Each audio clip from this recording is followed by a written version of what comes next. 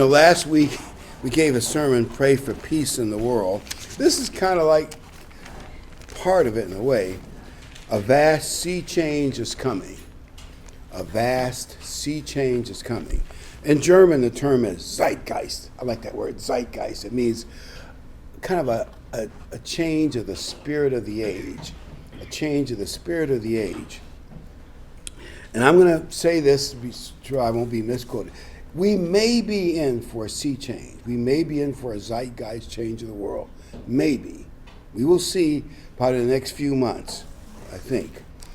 And I'll give you some background. The war in Eastern Europe may or it may not trigger events that mortally weaken NATO. Zelensky is on the internet, sort of like TV, saying, NATO, you don't have any unity, you don't have any courage, you guys should be putting the no-fly zone on, getting involved in here and helping us beat the Russians. I don't think that's a good idea, but you can feel the pressure of the media. Get involved, get in there and help beat the Russians. By the way, that's how World War I went from a regional thing between Serbia, which is also in Eastern Europe, to a world war that brought horrible things on the world. I know we mentioned that last week, but it could mortally weaken NATO, which I think Germany would prefer. And I realize they don't say that, so that's just my opinion.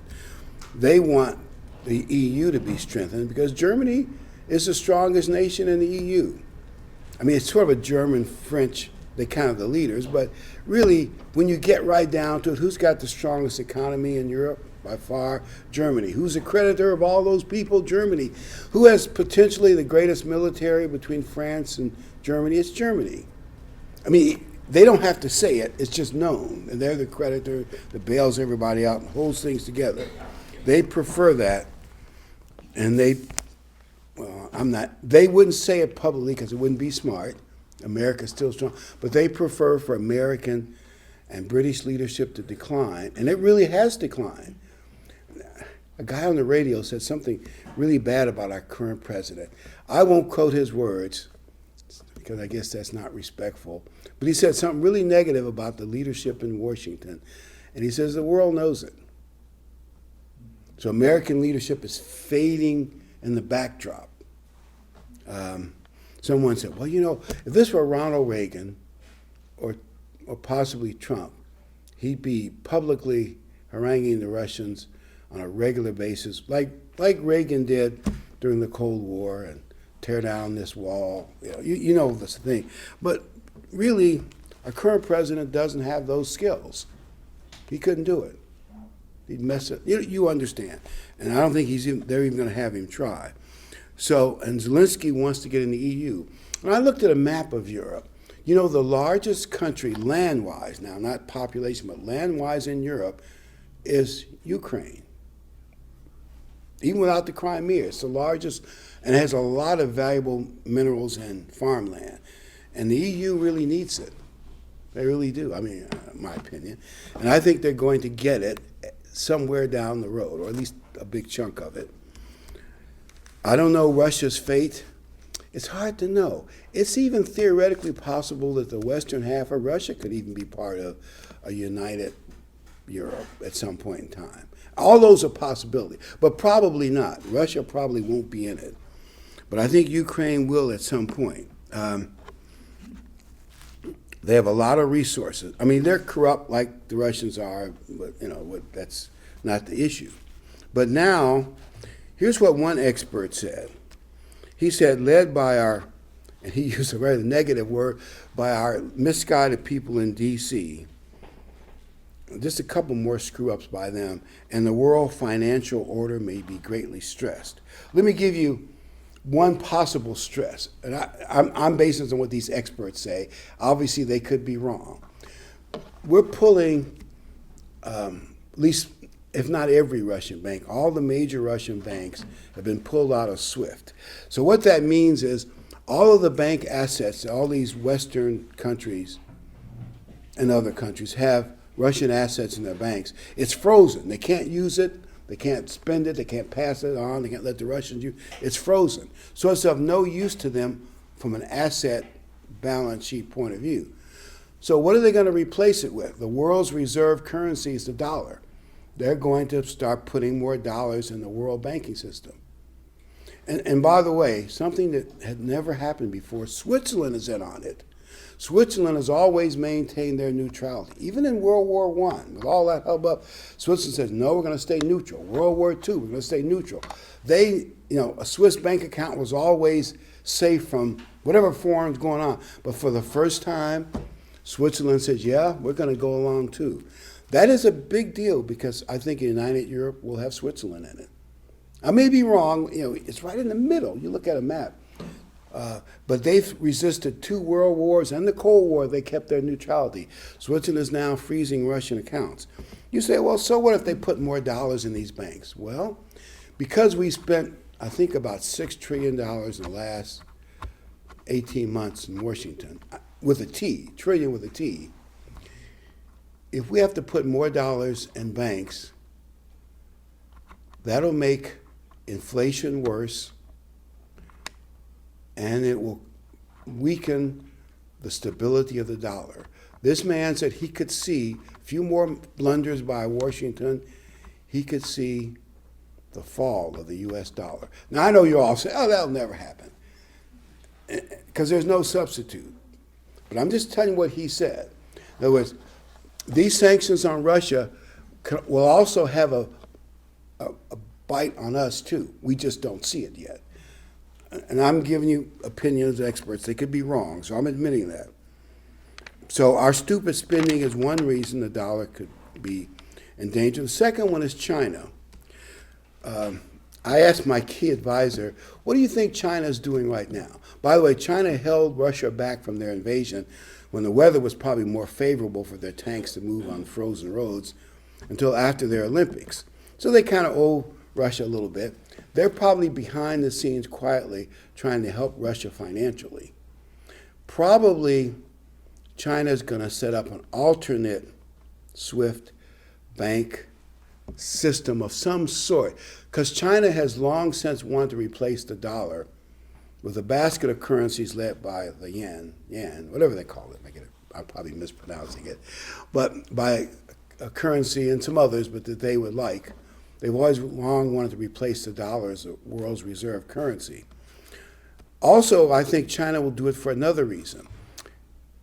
When, I didn't say if, but I said when they take Taiwan. I think Xi Jinping said publicly last year, before he leaves office, he's going to handle the Taiwan problem. Now, he would prefer to intimidate Taiwan into giving up.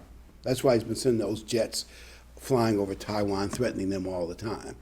At least ever since Biden's been president. Didn't do that when Trump was president, but now he's gone. And the world, it's like the world sees, hey, the sheriff is gone. Now is our chance to move. And all the bad guys are moving. Iran has shelled Saudi Arabia, or rocket attacked them. I guess that's more accurate. And they've had a rocket attack on Israel. And you know what happened in Afghanistan. And now, of course, you see the Russians are moving. Well, now China may have to bide their time when they take Taiwan. But they're thinking, well, when we do it, will the world come down on us like a rock financially like it did on the Russians?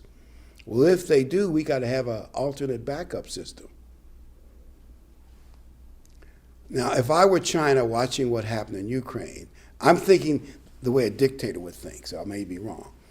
The problem with Ukraine from the Russian-Chinese perspective was the Russian army got stalemated, which is in one sense a victory for the Ukrainians, maybe not, but somewhat of a victory. And then they got on social media, and you have and a lot of it may be planned propaganda by the Ukrainians, but that's what you expect in war. And some of their propagandas turn out to be not true, like the guys on the island supposedly died fighting. Actually, they did surrender and they're prisoners. That was a lie. But I heard a couple other lies they found. But that's what you expect in war. They call it the fog of war. Both sides send out propaganda to support their side. But the fact that they got stalemated and there's tons of stuff, and the media's gone crazy, and that worries me. Whenever our media is united in something, I know the devil's behind them and it's up to something bad. Now, it's to push us into a bigger war. You can feel it. You got congressmen saying, we need to put a no-fly zone on.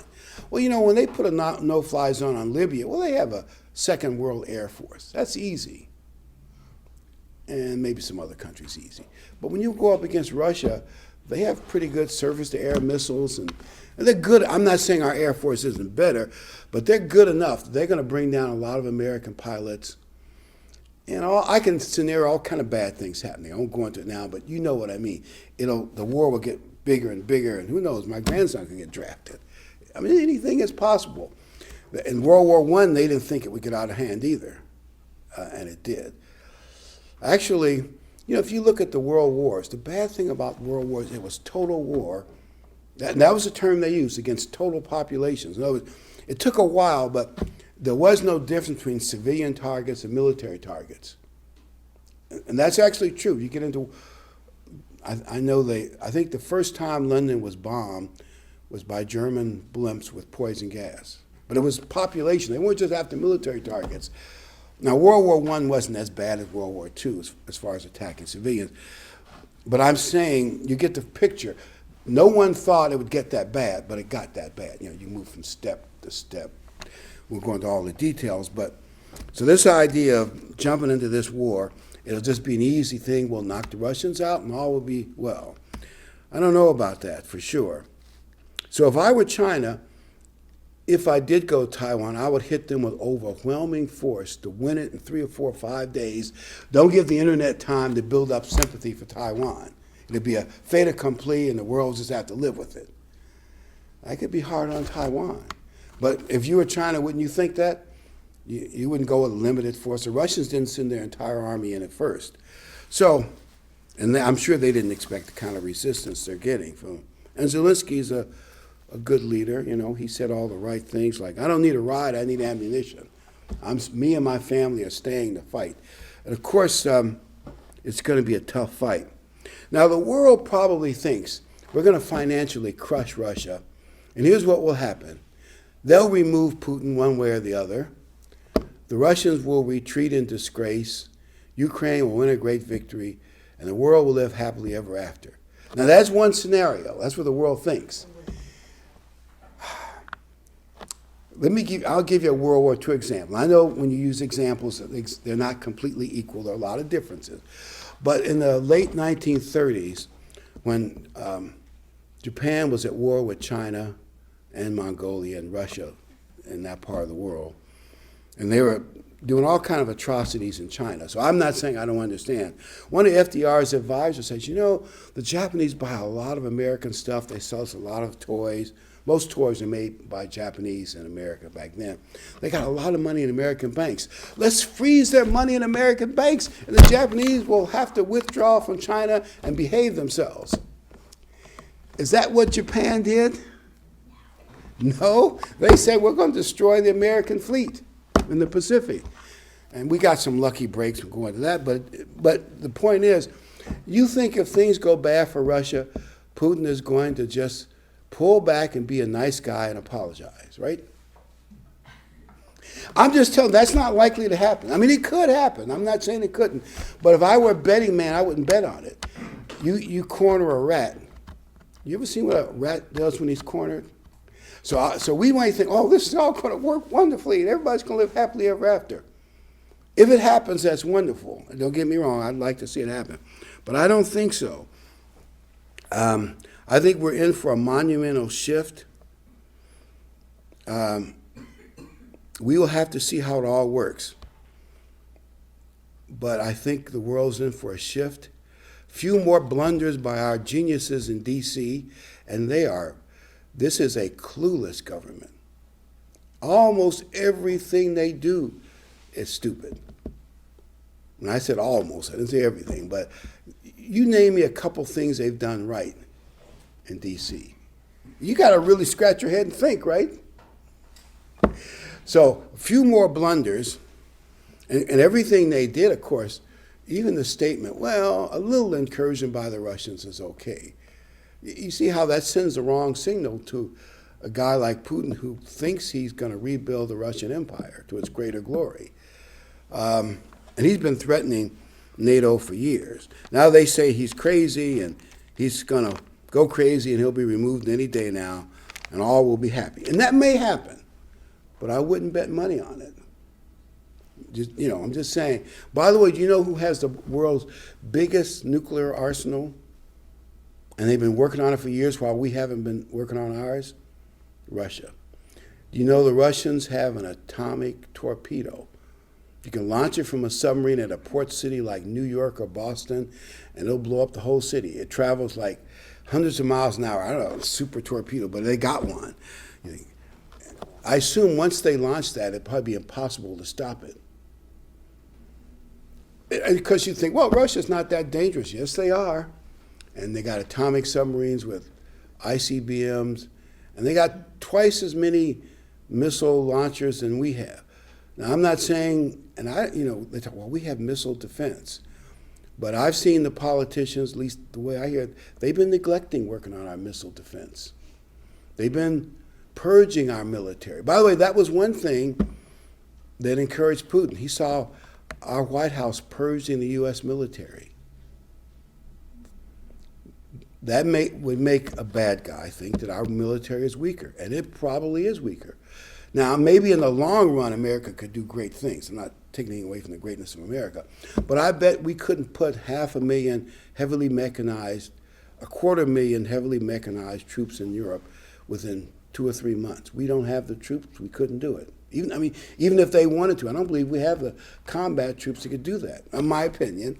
Even if and that's what it would take to push the Russians out. Heavy mechanized, fighting in bad weather. It's not going to be good. Now, I'm going to read Zechariah 4:6. Zechariah 4:6. Now, the context is a little different than ours, but a lot of people thought, well, the church would get so big, we'll overwhelm the world, or whoever, or Israel would do great things, and God told Zechariah. So he answered and said to me, to the prophet, this is my word, this is the word of the Lord, or Jehovah, to Zerubbabel. Not by might, nor power, but by my spirit, says the Lord of hosts. In other words, if they accomplished anything in Israel, it would be by God's power, not by their power. Same with the church. In other words, the world is really under spiritual control. We can't see it. And so, because you can't see or smell the spirit world, but don't you kind of feel you can sense it? The way that election went, just the way everything worked out, I could sense the spiritual world pulling America and the world in a bad direction. Like Nigel Farage said, he says, if the right person isn't elected president of the United States, all the bad actors of the world will be highly encouraged. His prophecy has proved to be 100% true. He's the guy that led the Brexit, Nigel Farage. He was right. It's a spiritual thing. And if you study World War II, you can see a spiritual shift. The first 2 years of the war, 39 to late 41, everything the Japanese did worked. Everything the Nazis did worked. Even when they took some gambles, it all worked for them. It made Hitler look like a genius. And then in the latter parts of 41, everything suddenly changed, like a zeitgeist. It's almost like God told the demons that were supporting the evil Axis powers, no more, I'm taking over, and they're not going to be blessed. And everything went bad for them. Pearl Harbor was really a disaster for the Japanese. They didn't get the carriers, they didn't get our fuel depot, they didn't send in their second wave. It was a great blessing, or third wave for America. Rommel was stopped in North Africa before he could cut off the Suez Canal, which would have really harmed the British Empire and their colonies in India and Australia. And of course, the Germans were fighting in Ukraine. And because of Hitler's stupidity, which I might have mentioned last week, his arguing with the generals, the German army sat there and delayed 3 weeks. He wanted to come down and take Ukraine because they were having trouble in Ukraine, even though over half the Ukrainians were fighting with the Nazis and the other half were the Germans, roughly. They were having trouble in Ukraine, and he wanted to divide. And the general said, you don't divide your army at a crucial point. We want to knock the Russians out before winter comes. Well, needless to say, that 3-week delay, and Hitler had his way, the generals didn't, and they realized they were with a crazy man at that point. And I'll just say this real quickly. You can look up the details. Winter came a little earlier, and their tanks got bogged down in the mud and in the snow. And the Russians hit the German army with 2 winter offensives. You can think of fighting in 41 degrees Fahrenheit and 2 winter offensives around Moscow and Ukraine and Stalingrad, which is in that general area. And they cut the heart out of the German army. Really, those 2 winter offensives, they were on the defensive after that. It was a nightmare. Same part of the world that we're talking about now. If you watch any of those documentaries, you can think of American boys out there fighting in the winter against Russia and the Ukraine. That is a nightmare that you do not want to. If you're more Germans died of frostbite than the enemy.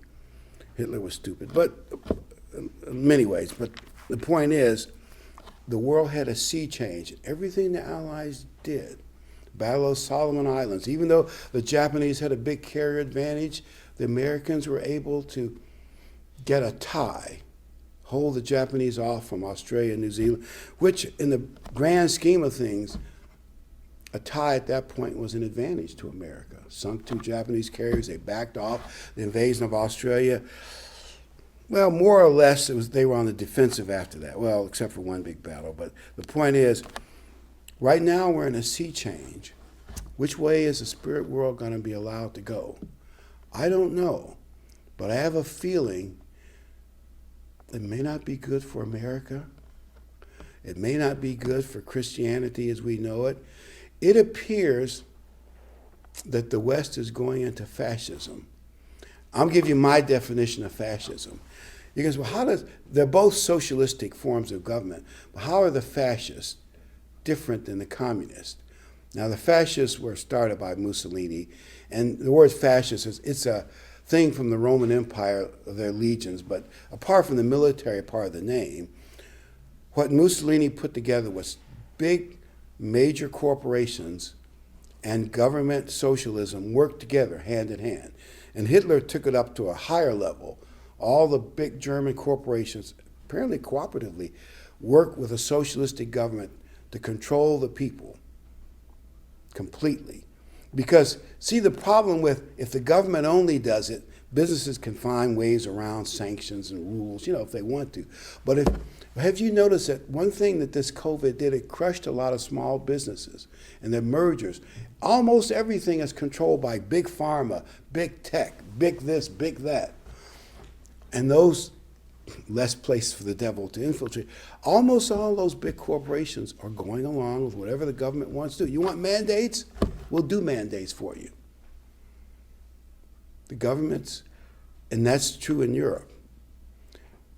And certainly, assuming that whatever comes out of all of this, the West is going to be in a fascist state. Also, Mussolini had mostly young people, his fighters, but now all young, and some were gangsters. They wore all black with masks, and they beat up and terrorized his political opponents. And actually, when he took over his march to Rome, it was like all these, as he went from city to city, and he got all the black shirts together, they terrorized the government in Rome. And actually, they told Mussolini privately, we'll let you be the prime minister, even before they got there, but he played it out for the publicity's sake. Well, you look at Antifa. Now, I know they don't say they're fascists, but Antifa acts the very same way. They're dressed in all black.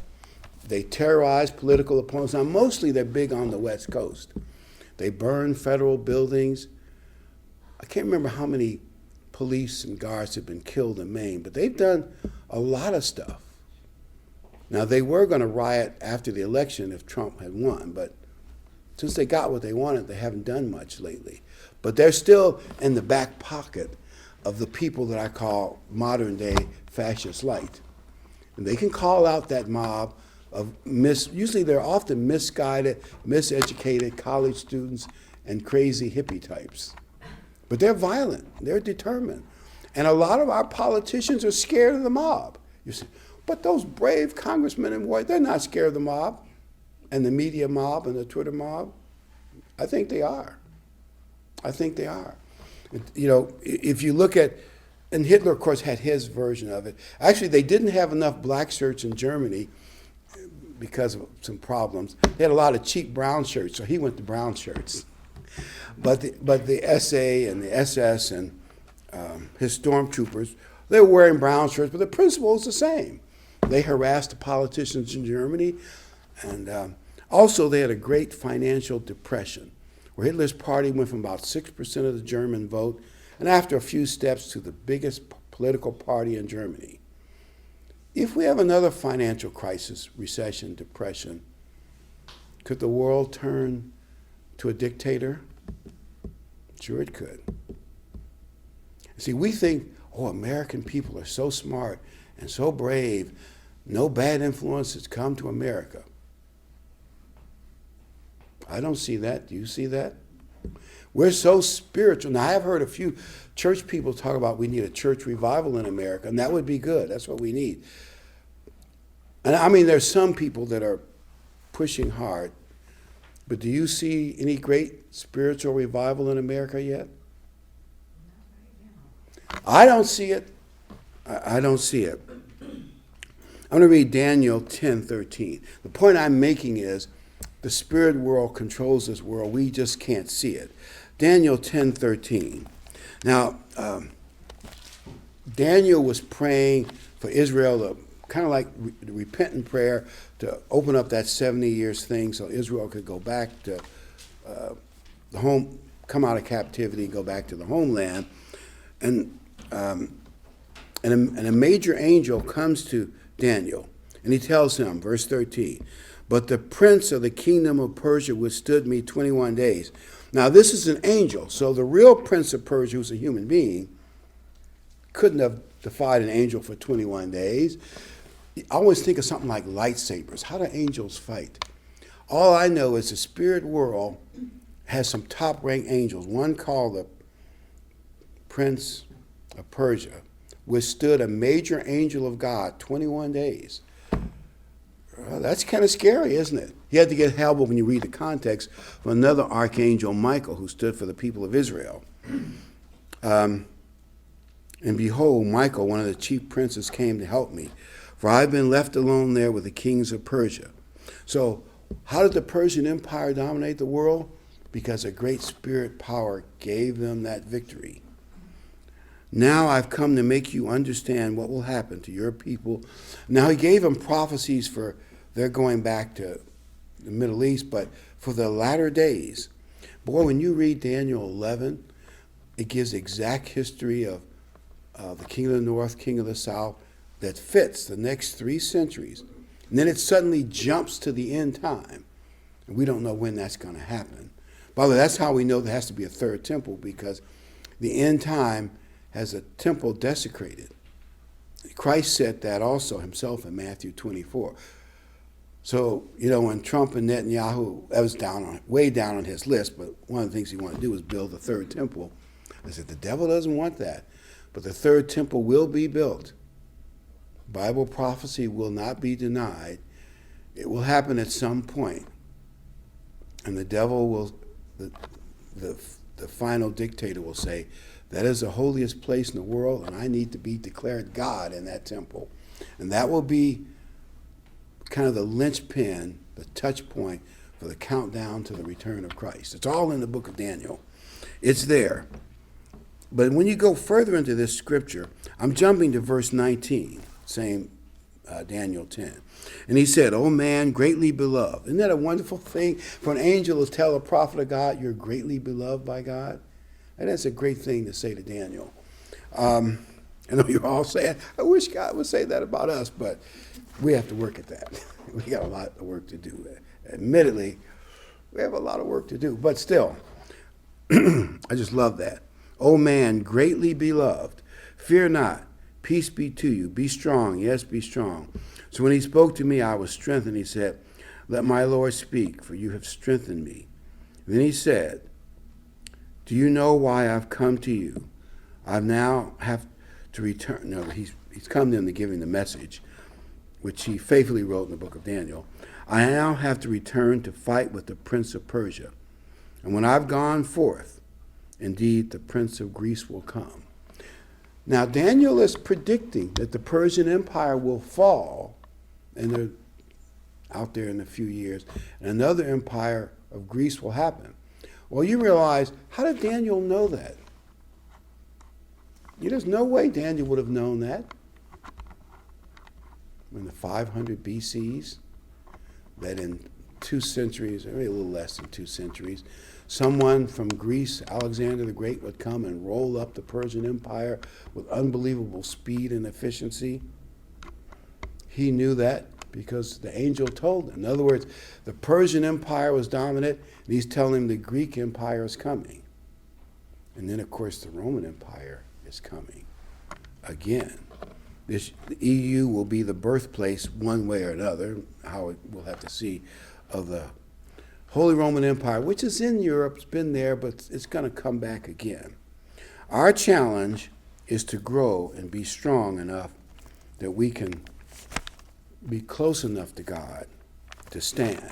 Because there's going to be a lot of pressure, spiritual pressure on us to fall away. And the devil is good at starring infights and, and discouraging people. All the media is pushing us, war, war, war. All I can tell you is not going to be good for the world. Now, it may work out. Putin may back off. The Russians may remove him from power. They may apologize. And the world will go back just the way it was before.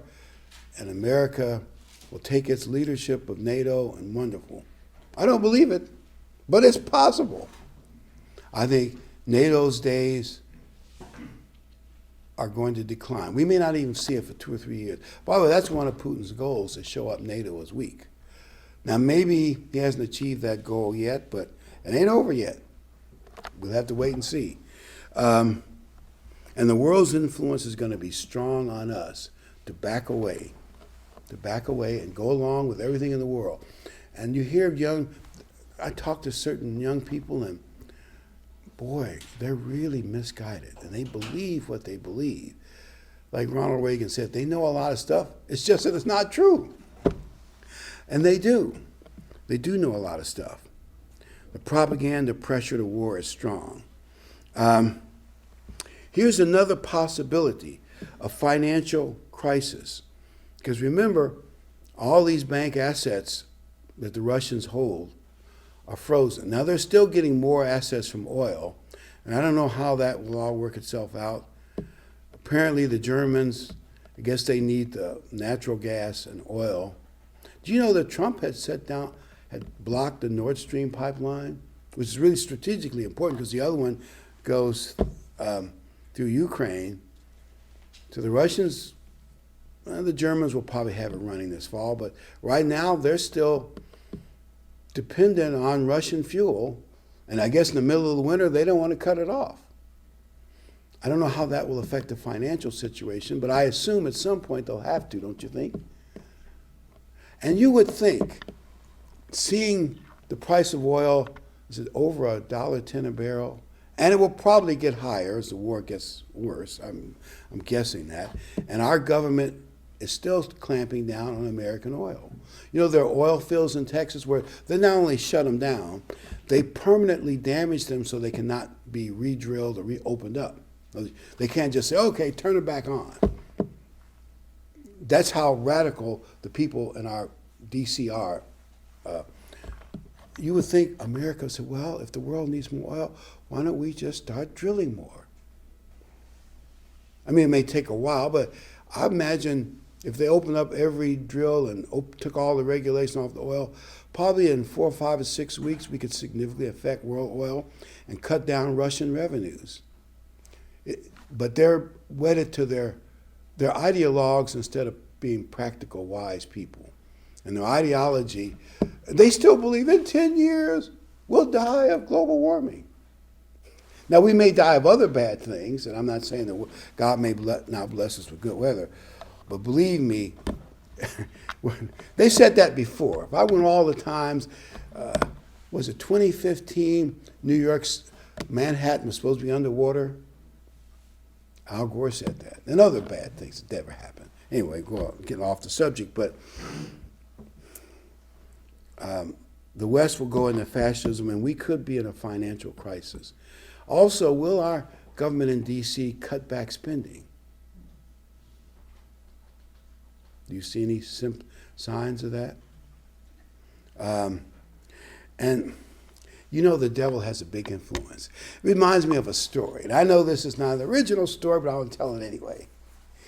There's this church, and all of a sudden, the devil pops up in the back of the church. He's all in red with his hoofs and horns and steam coming off him. And all the people jump up and they scream, "Ah, the devil's here." And they're running out the front door and the back door. They're hiding under the pews. They're shaking. And the pastor's standing up there just as straight and brave. And Satan strolls to the front. He says, "All your people are frightened to death of me." He says, "Don't you see the fire that can come out of my nostrils? Why aren't you afraid? Why aren't you afraid?" And the pastor says, "Well, you see, I've been married to your sister for 20 years.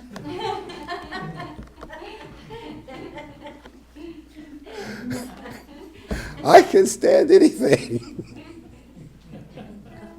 She's a real battle axe, but the devil, I think he is moving in the world right now. We can't see it, but can't you sense it, feel it? Something is wrong. Something is wrong. And I'm not saying the Ukrainians won't win the war, but the aftermath still may not be good. Revelation 3:9. I believe this is for churches like ours that we believe are in the Philadelphian spirit. Indeed, and this is an end-time prophecy.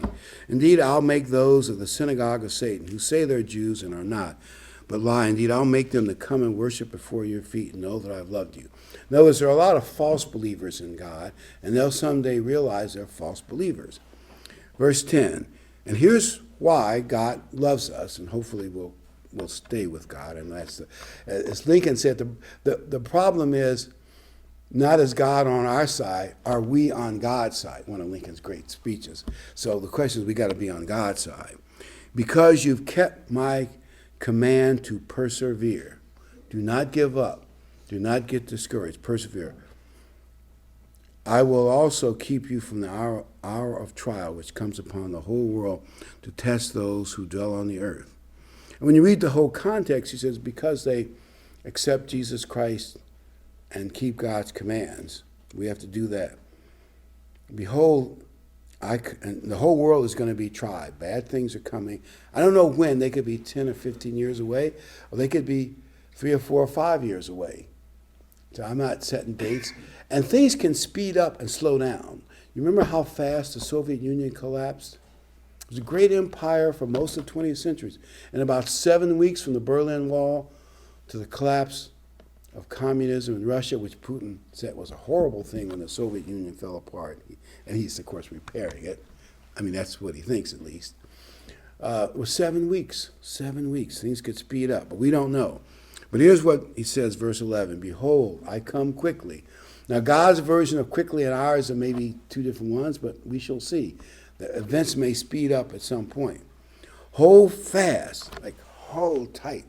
Hold fast. Hold tight, that no one may take your crown.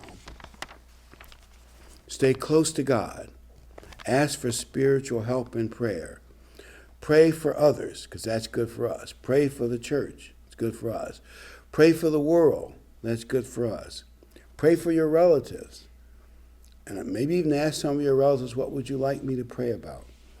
Satan is, I think, steering the world off a cliff, or as much as God will let him. And I don't know, but if you look at world history, God lets Satan do bad things. And obviously human nature is part of it too. People are not as good and brave and freedom-loving, all those positive attributes. Most people aren't that most of the time. Look at world history. People are not as good and brave and upright and godly as we'd like to think. I mean, there are some, but they're probably not nearly as many as we would like to think. Pray for the world. I can sense it. Can't you sense it? Ephesians 4:22. Put off your old nature, which belongs to your former manner of life, and is corrupt through the deceitful lust. Ephesians 4:23. and be renewed in the spirit of your mind, and put on the new nature, created after the likeness of God and the righteousness of holiness. In other words, as we hold on, we should try to be more like what God would like us to be like. And Ephesians 5:10, my last verse, and learn in your own experiences what is pleasing to the Lord, and work at doing things that are pleasing to the Lord.